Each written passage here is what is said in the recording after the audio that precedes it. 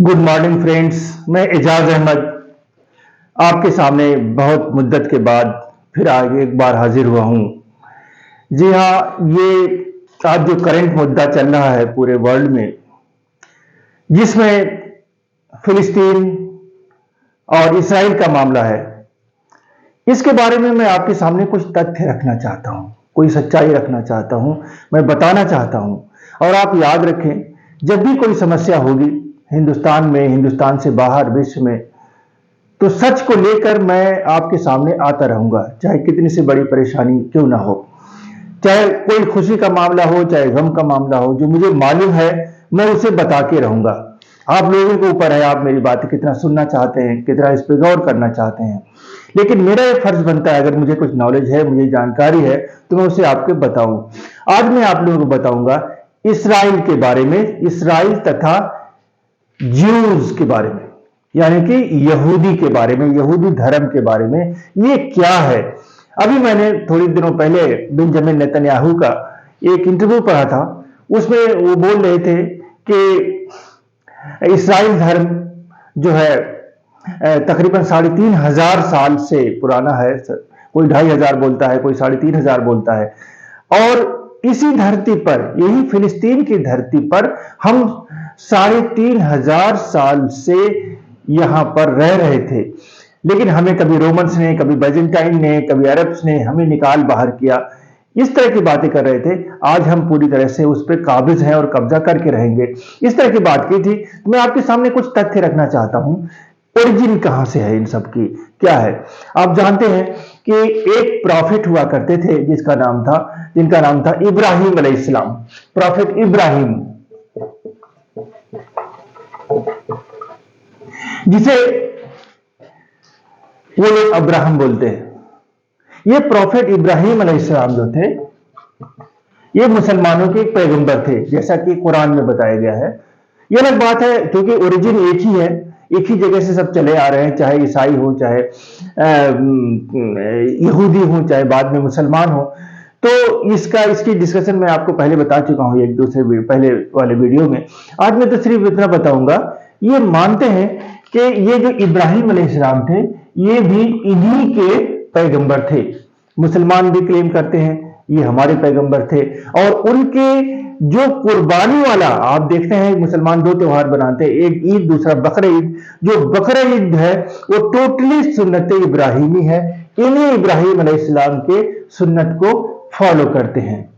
आप देखते हैं, मैं बताना चाहता हूं कि ये इब्राहिम अलैहिस्सलाम के 2 वाइफ थी। Wife number 1, wife number 2। एक का नाम था हाजरा,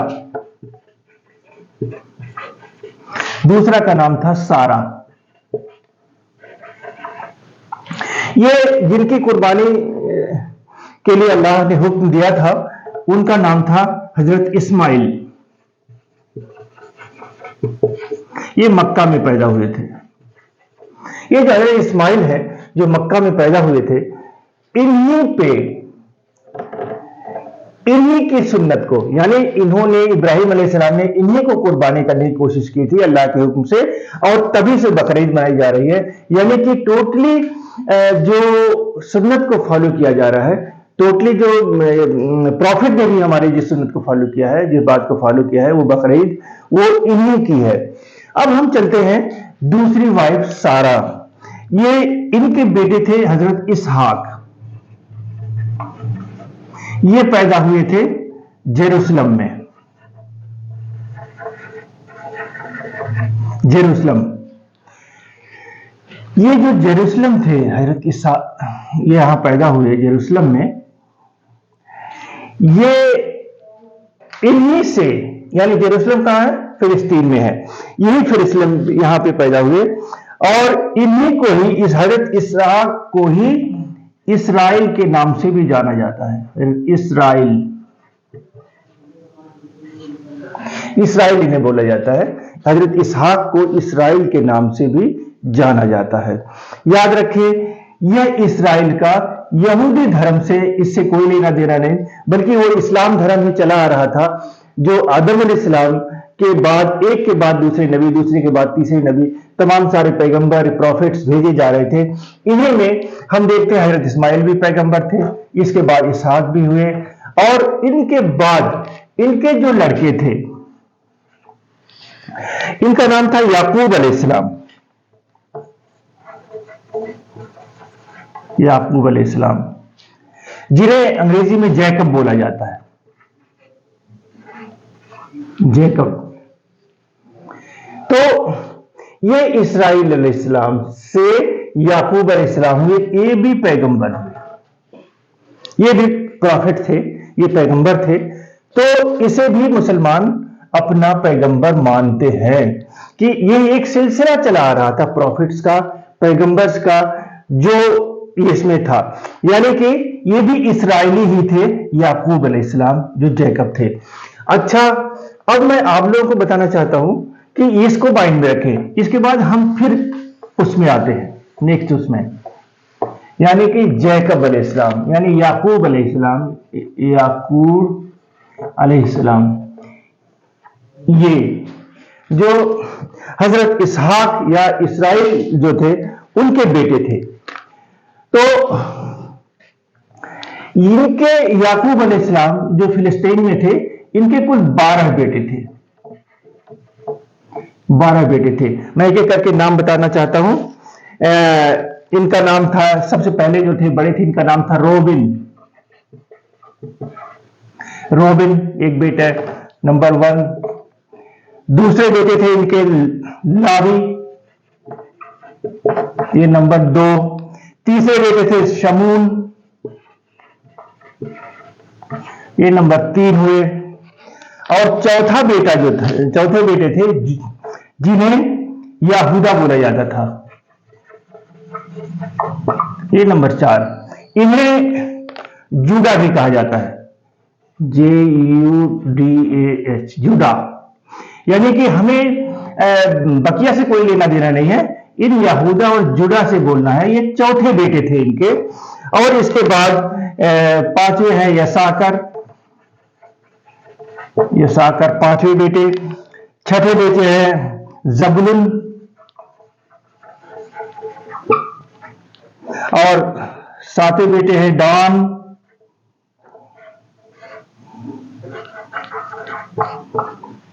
8वें बेटे हैं नफ्ताली।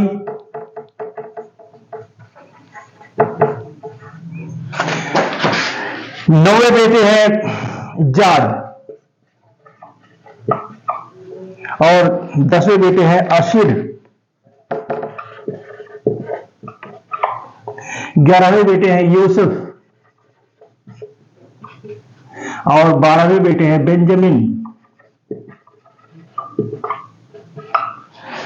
हम देखते हैं इसके बाद ये याकूब अलैहिस्सलाम पैगंबर बने, प्रॉफिट हुए। इसके बाद नेक्स्ट प्रॉफिट जो हुए वो यूसुफ हुए, प्रॉफिट यूसुफ, जिन्हें जैकब भी बोला जाता है, नहीं सॉरी, जोसेफ, जो जिन्हें जोसेफ बोला जाता है। यूसुफ अलैहिस्सलाम यानी प्रॉफिट हुए जोसेफ। यानी उसके बाद ये, इनके बाद याकूब अलैहिस्सलाम के बाद यूसुफ अलैहिस्सलाम पैगंबर बने थे। इन तमाम 12 भाइयों में जो सबसे एबलेस्ट थे, सबसे ज्यादा समझदार थे, सबसे ज्यादा सिंसियर थे, वो यूसुफ अलैहिस्सलाम थे। और नेक्स्ट जो सबसे छोटे बेंजामिन थे, जिन्हें बिन्यामीन अंग्रेजी में बेंजामिन कहा जाता है। इन सबको याद रहे कि इन सब जितने पैगंबर हैं, इन सबको ईसाई भी मानते हैं, सबको यहूदी भी मानते हैं, सबको मुसलमान भी मानते हैं, अपना प्रॉफिट इन सबको मानते हैं। लेकिन इसके बाद थोड़ा कंफ्यूजन आया। मैं एक बार रिफ्रेशर करने गया हुआ था, तो वहां पे मेरे एक दोस्त और आए हुए थे जिनका नाम था बेंजामिन। तो मैंने देखा यूसुफ अलैहिस्सलाम के छोटे भाई बिन्यामीन जो थे, बेंजामिन, उन्हीं के नाम पे उनका नाम था बेंजामिन, जो ईसाई थे। तो अपना नाम भी रखते हैं लोग बेंजामिन। तो ये जो है इन 12 भाइयों में एक, इन सब का हिस्ट्री तो है अपने छोटे मोटे कबीलों में, लेकिन ये जो यहूदा थे ये बहुत ज्यादा सर्कस थे, बहुत ज्यादा यहूदा में सरकशी थी। और इन्होंने यहूदा ने तमाम सारे के ऊपर जुल्म किया, तमाम सारी पब्लिक को अपने अंडर में किया, और इस तरह से एक छोटा सा गांव से एरिया से इस तरह से हम देखते हैं एक बाकायदा इनकी नस्लों का और गैर नस्लों का एक एरिया इन्होंने बना लिया, जहां पर ये इनका प्रभाव था यहूदा का, यूदा, और इन्हीं के मानने वाले, यहूदा के मानने वाले जो थे वही यहूदी कहलाए। चौथे बेटे यहूदा के मामले में यहूदी कहलाए। यहूदी ये भी याकूब अलैहिस्सलाम को, इसहाक अलैहिस्सलाम को और इब्राहिम अलैहिस्सलाम को सबको अपना पैगंबर बनाते हैं, लेकिन ये नस्ल है इन चौथे बेटे यहूदा की, और उसी वजह से जूडा से ज्यूस बना, यहूदा से यहूदी बना। बहुत सारे मुसलमान इन्हें भी मानते हैं, और मैंने यहां मेवात में देखा एक लड़के, मेरा स्टूडेंट था जिसका नाम यहूदा भी था। तो यहूदा मुसलमान भी मानते हैं, लेकिन इनकी जो नस्ल है वो ही यहूदी है स्पेशली। अब हम ये देखते हैं कि यह कहां पे है, जेरूसलम और उसके आसपास। इन्होंने अपना, इस यहूदा ने अपना वर्चस्व कायम कर लिया और उसने अपनी नस्लें बढ़ा ली। तो यहूदा ने फिलिस्तीन में ही एक बड़ा क्षेत्र, इसके नस्ल वाले, इसके लोग बहुत बाद में हम देखते हैं कि एक क्षेत्र जिसमें ये लोग बसे हुए थे, जिसे जूडिया कहा गया, जूडिया, एक पूरे फिलिस्तीन में एक जूडिया राज्य था, राज्य प्रिंसिपैलिटी इन्होंने बना लिया था। एक छोटा सा था, छोटा सा बहुत मामूली इलाका था जो यरूशलेम और आसपास के क्षेत्रों तक ही सीमित था।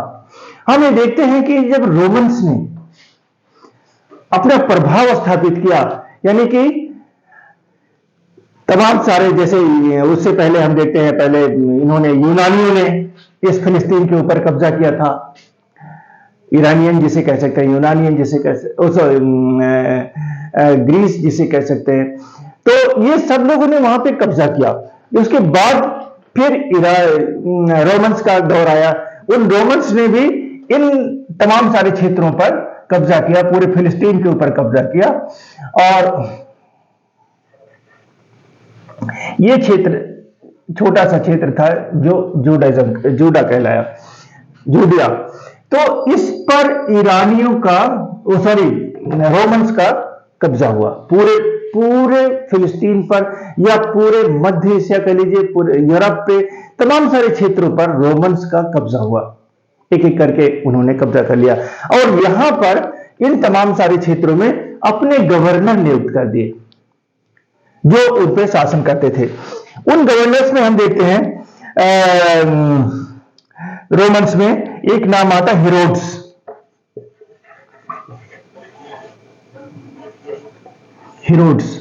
ये हेरोड्स जो यहां का इस पूरे क्षेत्र का गवर्नर था, यह हेरोड्स बहुत ही डेफिनेटली बाहर का रहेगा तो वो अत्याचार भी करेगा, परेशान भी करेगा, बहुत बड़ा अत्याचारी था।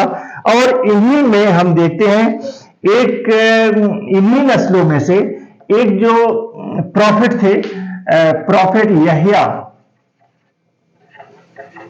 जिन्हें जॉन अंग्रेजी में बोलते हैं, जॉन, प्रॉफिट यहिया या जॉन, यानी ये मुसलमानों इसे प्रॉफिट मानते हैं, प्रॉफिट यहिया को, जिसे ये भी मानते हैं, क्या नाम है, क्रिश्चियंस भी मानते हैं। इन प्रॉफिट यहिया को इस हेरोड्स ने कत्ल करवा दिया, यानी कि ये भी प्रॉफिट थे और इनको, इसमें जॉन को हेरोड्स ने कत्ल करवा दिया। और इसमें हम देखते हैं कि इसके बाद वहां पर और ज्यादा तब्दीली आई रोमन एम्पायर में पूरे, और तमाम सारे प्रिंसिपलिटी को अलग अलग डिस्ट्रिक्ट कलेक्टर्स में बांट दिया गया, यानी डीएम्स, डिस्ट्रिक्ट मजिस्ट्रेट्स में बांट दिया गया, और इस मजिस्ट्रेट को परफेक्ट बोला जाता था। तो जूडिया का जो परफेक्ट बना उसका नाम था पोंटियस पायलट। नेक्स्ट परफेक्ट जो था जूडिया का, नेक्स्ट परफेक्ट था पोंटियस पायलट, पोंटियस पायलट जो परफेक्ट हुआ वो भी बहुत बड़ा जालिम था। और यह पोंटियस परफेक्ट जो था वो ज्यूस के प्रेशर में था बहुत ज्यादा, जो थोड़े से ज्यूस थे यहां पे उनके प्रभाव में था, क्योंकि ये जूडिया का ही परफेक्ट था, यानी एक डिस्ट्रिक्ट का, एक क्षेत्र का ही परफेक्ट था। और यहीं पर क्योंकि प्रॉफिट ईसा भी आए, प्रॉफिट ईसा जिसे जीसस बोला जाता है अंग्रेजी में, मुसलमान प्रॉफिट ईसा बोलते हैं, क्रिश्चियन उनको जीसस बोलते हैं। यही पोंटियस पायलट ने इन्हीं यहूदियों के कहने पर ईसा अलैहिस्सलाम को क्रूसीफाई कर दिया, मरवा दिया, सूली पे चढ़ा दिया। क्रिश्चियन तो मानते हैं कि इन्हें सूली पे चढ़ा दिया गया, लेकिन इसे मुसलमान नहीं मानते, और ये मानते हैं कि उन्हीं जैसा कोई वहां पर सूली पर दूसरा आदमी कोई लटक गया था और इन्हें अल्लाह ताला ने ऊपर उठा लिया था और बाद में उन्हें दोबारा उतारा जाएगा। तो यह वो भी इन्हीं दज्जाल के अगेंस्ट में। तो इस तरह से हम देखते हैं कि यह ज्यूस जो था, जूडिया, ये पूरी तरह से रोमन्स में के कब्जे में था।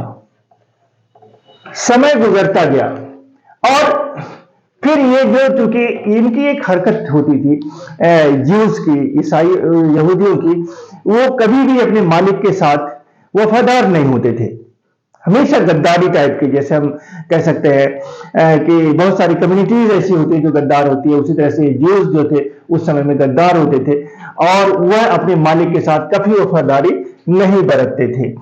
इसलिए इन रोमन्स ने भी इनके ऊपर अत्याचार किए और इन्हें काफी मरवाए, काफी वहां से भगा दिया। इसके बाद हम नेक्स्ट उसमें आते हैं कि यह पूरे पैलेस्टीन, हालांकि इनका पूरा कब्जा था, पूरे पैलेस्टीन पे इनका कब्जा था और इन सब पे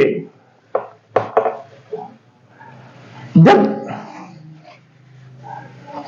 प्रॉफिट मोहम्मद सल्लल्लाहु अलैहि वसल्लम आए, उसके बाद उन्होंने जब इस्लामिक स्टेट की अवधारणा की, तो उनके वफात के बाद, प्रॉफिट के वफात के बाद फिर से अबू बकर सिद्दीक जो उनके पहले खलीफा रहे, युद्ध अभियान छेड़ा गया, यानी कि एक मिलिट्री कैंपेन छेड़ा गया अरबियन इंपायर को बढ़ाने का, अरबियन साम्राज्य को बढ़ाने का। उसके बाद जो दूसरे खलीफा हुए प्रॉफिट हजरत उमर, उनके टाइम में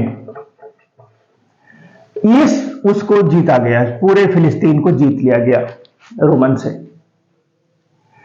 और उन्हें जीतने के बाद इस क्षेत्र को, जो पवित्र क्षेत्र था, एक्चुअली ये जीतने का मतलब, उस समय मैं एक बात और बता दूं कि प्रॉफिट का इससे रिलेशन ये था कि एक तो ये कि इस जेरूसलम जो धरती थी, तमाम सारे पैगंबर यहीं पे पैदा हो रहे थे। हजरत सुलेमान का यहीं पे है, हजरत ईसा अलैहिस्सलाम का है, हजरत याकूब का है, हजरत इसहाक का है, तमाम सारे उससे एक लगातार जुड़ाव था।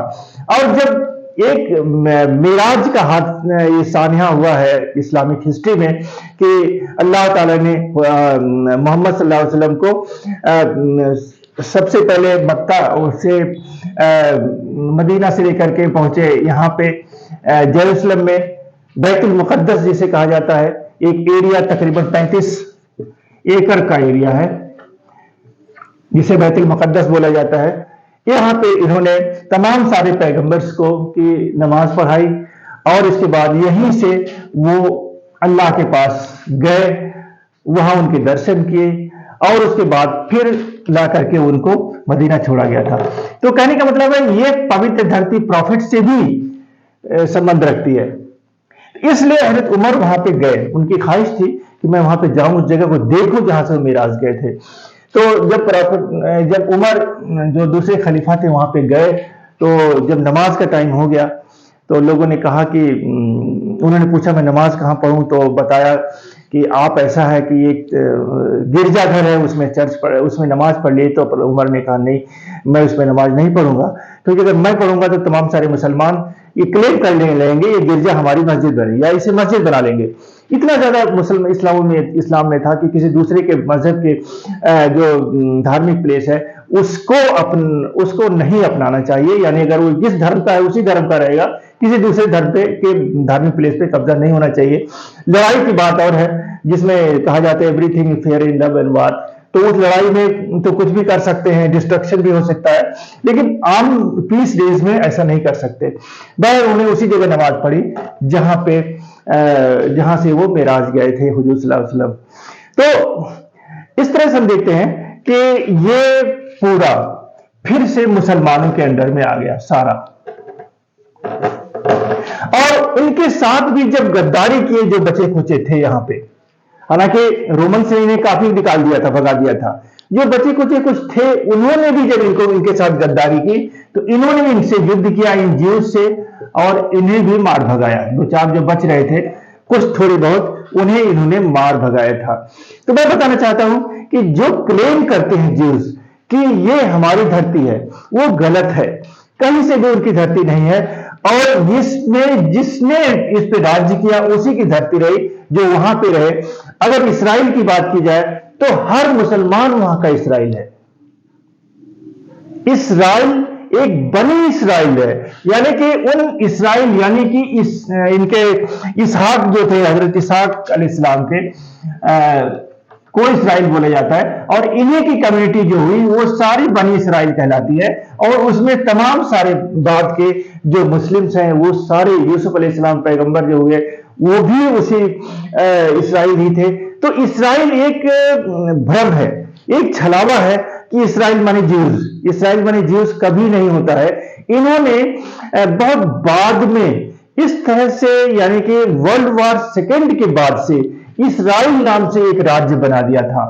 तो ये इस्राइल राज्य का उस इस्राइल से, जो एंशिएंट पीरियड का इस्राइल है, उससे कोई नहीं, उसे जूडिया से मतलब है, जो छोटा सा क्षेत्र था, लेकिन उसमें भी सारे के सारे ज्यूज नहीं थे। तो ज्यूज जो थे जहां थे गद्दारी करते थे, भगाए गए इंग्लैंड से, वहां गद्दारी की इन्होंने, स्पेन से गद्दारी की, पुर्तगाल से गद्दारी की इन्होंने, फ्रांस से निकाले गए, चेकोस्लोवाकिया से भी निकाले गए, Austria, Holland, Russia, Italy, Germany, इन तमाम सारे क्षेत्रों से ये लोग भगाए गए, निकाले गए अपनी हरकतों की वजह से, क्योंकि अपने मालिक के प्रति ये कभी वफादार नहीं होते थे। वर्ल्ड वार के दौरान, वो मैं आपको नेक्स्ट वीडियोस में बताऊंगा कि किस तरह से इन्होंने अपना वर्चस्व इस पूरे फिलिस्तीन में स्थापित किया। आज तो बस इतना ही कि यह इस्राइल कौन है, ये ज्यूज कौन है जो ये अपने आप को क्लेम करते हैं। मेरे ख्याल है आप लोगों को अच्छी तरह से समझ आया होगा। तब नेक्स्ट वीडियो में नेक्स्ट टाइम बनाऊंगा इसी टॉपिक के ऊपर, इससे अगले पॉइंट्स को लेकर के। तब तक के लिए धन्यवाद।